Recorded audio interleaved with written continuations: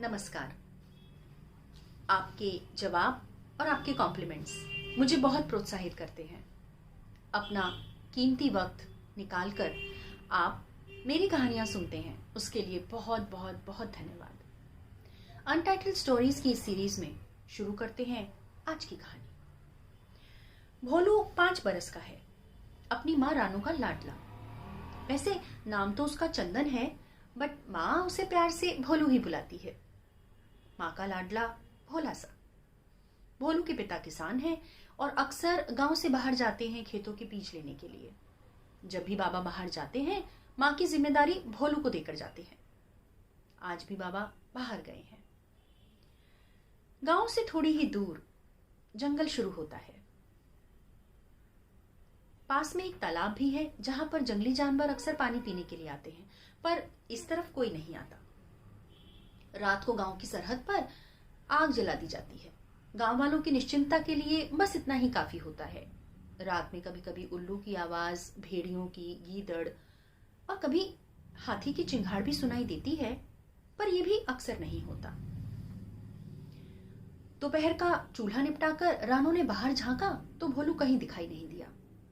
सारी धूप में कहां कहां भटकता रहता है ये। बुदबुदाती हुई वो अंदर आ गई। खाने पर बाट जो होती बड़बड़ाती रही। अभी तो छोटा सा है, तब इतने पर निकले हैं, बड़ा होगा तो न जाने क्या क्या करेगा। सोच ही रही थी कि भोलू की आवाज सुनाई दी, माँ माँ जल्दी बाहर आओ। बाहर पहुंची तो देखा धूल से सना हुआ भोलू उसी की तरफ दौड़ता हुआ चला आ रहा है। हाथ में जो कुछ था माँ को थमा दिया। देखो ना माँ, बिल्ली का बच्चा, इसको चोट लगी है, चल भी नहीं पा रहा था। देखो देखो, इसके तो दांत भी नहीं हैं, मुझसे भी छोटा है ये। मैंने कहा मेरे घर चलेगा तो हाँ बोला। बेटे की मासूम बातों पर रानू को हंसी आ गई। चलो चलो अंदर पट्टी करते हैं इसकी। तीनों अंदर आ गए। हाथ मुंह धोकर भोलू खाने पर बैठा और पट्टी करवाकर वो दूध पर टूट पड़ा।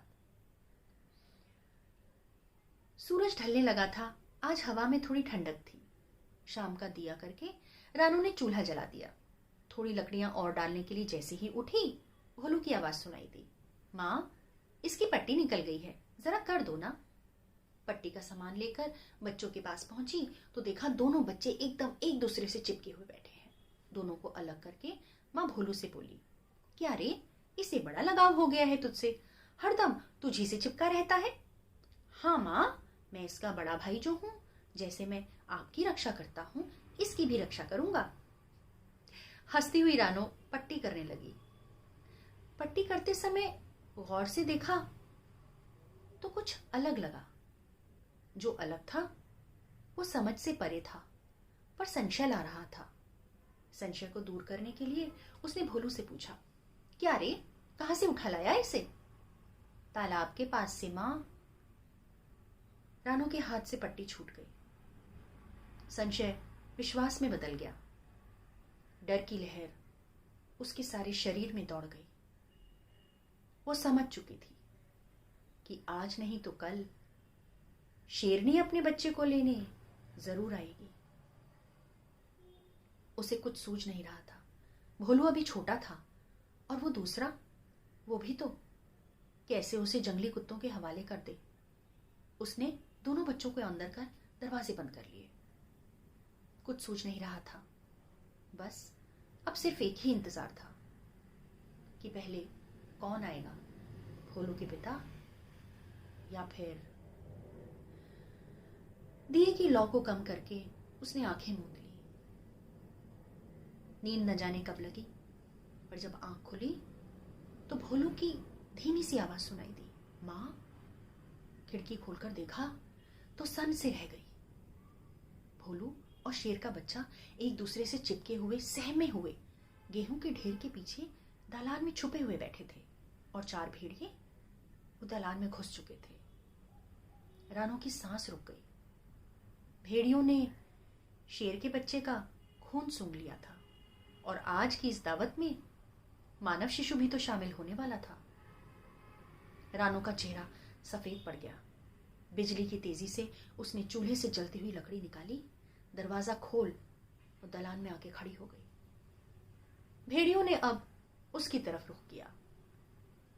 जमीन में आधी धंस चुकी थी रानो। डर ने पूरी तरह से कब्जा कर लिया था उसके मस्तिष्क पर ममता साहस का हाथ पकड़े, लकड़ी की मशाल लिए उसका दामन अभी भी पकड़े हुए थी। भेड़िए उसकी तरफ एक और कदम बढ़ाते कि एक जोरदार दहाड़ सुनाई दी।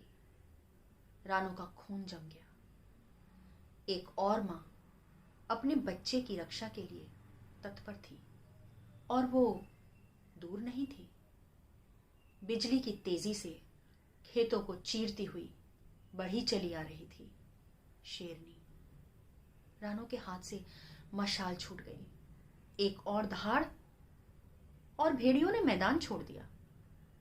भागकर अपने बच्चे को उठाए इससे पहले ही खड़ी थी वो उसके सामने।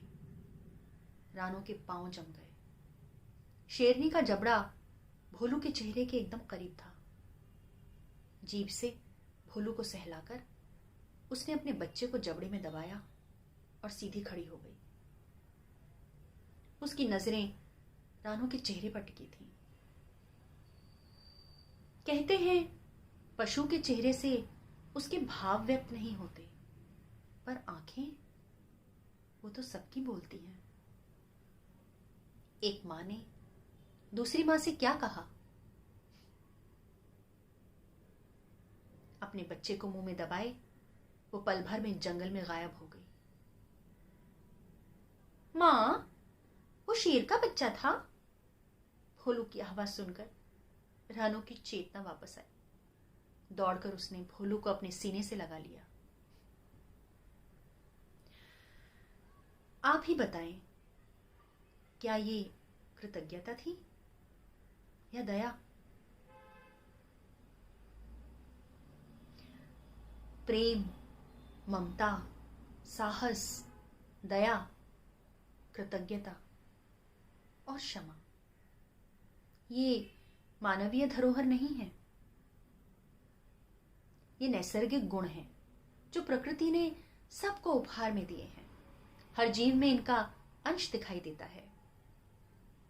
ये हम पर निर्भर करता है, हम किसे पोषित करते हैं, क्योंकि जिसे हम पोषित करते हैं वो हम बन जाते हैं।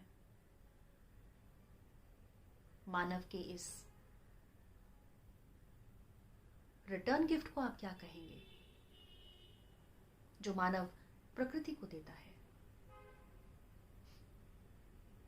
क्रोध, घृणा, तिरस्कार, लालच, जलन और सबसे बड़ा अभिमान, अहंकार, क्या पोषित करते हैं आप? आपको ये कहानी कैसी लगी मुझे जरूर बताएं।